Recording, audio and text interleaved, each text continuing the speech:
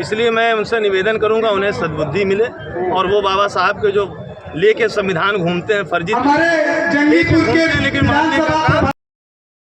गाजीपुर जिला के उत्तर प्रदेश के गाजीपुर में जंगीपुर विधानसभा में बहुजन समाज पार्टी का आज एक विशाल कार्यकर्ता सम्मेलन हुआ और हमारे साथ बातचीत करने के लिए दिनेश चंद्रा जी से जानने का प्रयास करते हैं। यादव समाज की कैसे टूटेगा सरकार ये? देखिए, जब अभी मैंने मंच के माध्यम से आप लोगों के बीच में जब बात रखा था कि 14 अप्रैल 1984 को जब मानवर साहब बहन जी ने पार्टी बनाई थी, लोग कहते थे इनके एक विधायक नहीं बनेंगे, सांसद नहीं बनेंगे, सरकार नहीं बनेगी, सब बने ना।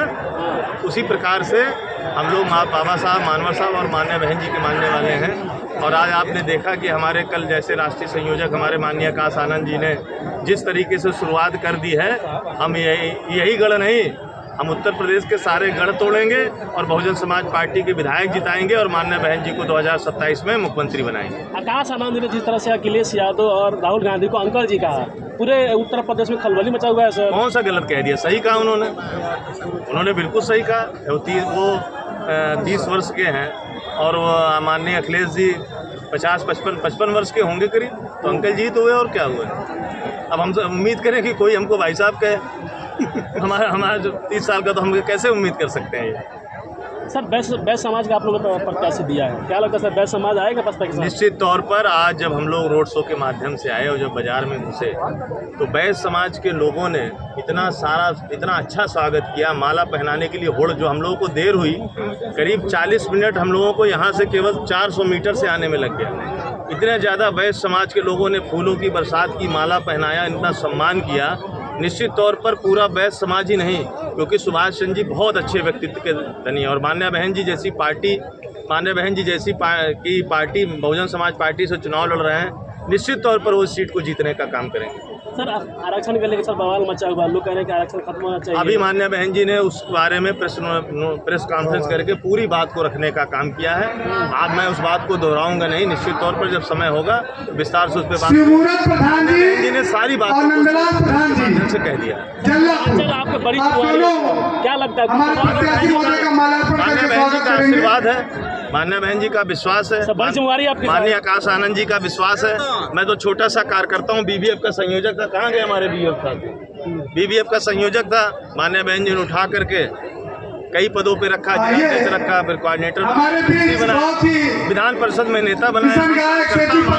जो भी काम देंगी उसको करने का काम करेंगे। सर सपा के लोग आकाश आनंद को लेके अनाप शनाप बयान देखिए, हम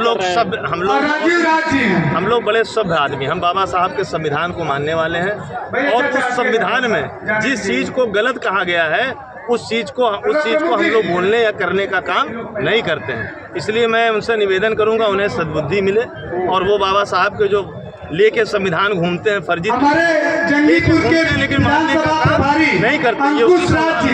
नौजवान साथी है का हिसाब देना मंच पर आ जाए। आपको अंकुश राज जी ने कहा कि 10 साल का हिसाब देना पड़ेगा आपको, जंगीपुर के सबको देना पड़ेगा। हम 2007 से 12 का जब हिसाब देते हैं और जब हम विकास की बात करते हैं, कानून व्यवस्था की, माननीय बहन जी ने जो अपने शासन में काल किया था उसका जवाब कोई दे नहीं पाता है। और आप सब साथी तो हर जगह घूम रहे हैं। ईमानदारी की बात बताइए, अगर आज चौराहे पर भारतीय जनता पार्टी की सरकार बदलने की बात हो रही कि नहीं हो रही? मुख्यमंत्री हटाने की बात हो रही ना? और किसकी बात होती है? अगर हटाने की बात होती है तो केवल एक नेता का नाम लिया जाता है, माननीय बहन कुमारी मायावती। सारे लोग कहते हैं कि अगर इस प्रदेश में कोई मुख्यमंत्री बढ़िया था, बढ़िया है और बढ़िया रहेगा तो केवल और केवल माननीय बहन कुमारी मायावती जी। ये चर्चा है। फॉरवर्ड समाज बहन जी को देख रहा है कि जो बहन जी का जो शासन था वो शासन वो लोग लाना चाहते हैं। देखिए, माननीय रास्ता खाली करा दीजिए। नारा था सर्वजन हिताय सर्वजन सुखाय, सर्वजन हिताय सर्वजन सुखाय माननीय बहन जी ने ही दिया था। सबका साथ सबका विकास माननीय बहन जी ने ही अपने शासनकाल में शुरू किया। और हम लोग क्योंकि संविधान के मानने वाले लोग हैं, आज साहब के संविधान, मानवर साहब की मेहनत और माननीय बहन जी की मेहनत और शासनकाल की बदौलत जब हम सम्मान पा रहे हैं तो हम किसी भी समाज वर्ण के लोगों को अपमानित करने का काम नहीं करेंगे।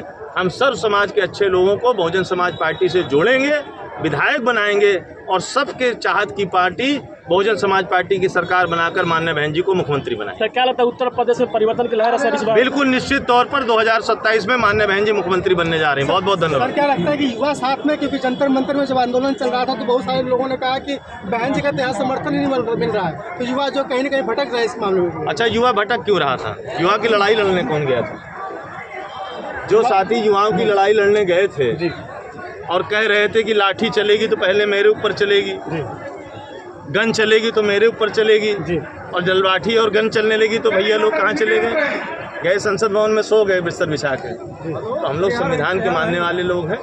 जब सरकार हमारी होगी, बाबा साहब ने कहा था कि आप इस संसद भवन में सरकार बनाओ। जब सरकार बनेगी, जब माननीय बहन जी प्रदेश की मुख्यमंत्री और देश की प्रधानमंत्री बनेंगी, तो सारी समस्याएं अपने आप समाप्त हो जाएगी। वो एक वोट का जो अधिकार है, समय का इंतजार करें, उसका इस्तेमाल करें। ऐसे युवाओं को कैसे समझाया जाएगा? मिशन गायिका समझा ही रहे। अब आपको युवा नहीं दिख रहे हैं क्या? सारे लोग हैं, युवा हैं, सारे लोग युवा हैं, समझदार हैं सारे लोग।